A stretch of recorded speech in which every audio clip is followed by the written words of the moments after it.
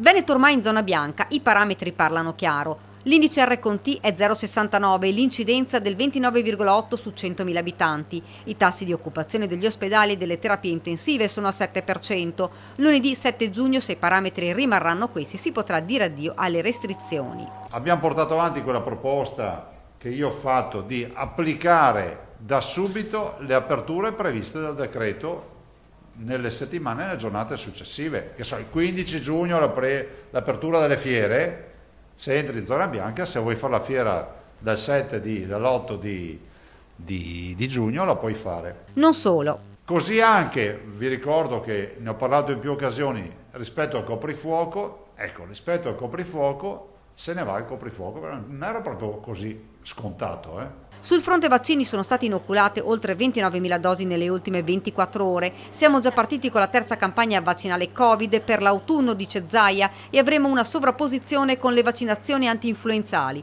Questo sarà per noi un banco di prova. Il virus che evoluzione avrà?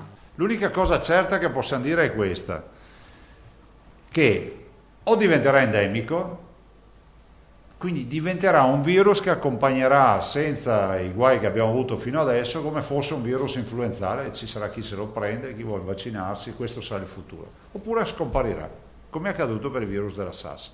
Non abbiamo vaccini, continua, appena li avremo, possiamo vaccinare anche i trentenni. Lo stesso vale per la vaccinazione ai ragazzi che devono affrontare la maturità. Noi siamo disponibili nei confronti dei giovani, ma le decisioni sulle scuole dipendono dal Ministero. Zai è tornato poi a parlare anche di autonomia. Lo ricordo, inizieremo a mettere legna nella catasta per l'arrosto, per l'autonomia. Poi ha aggiunto: c'è anche da dire che è cambiata la maggioranza di governo, abbiamo il ministro Gelmini con la quale abbiamo un ottimo rapporto e abbiamo già ripristinato i collegamenti.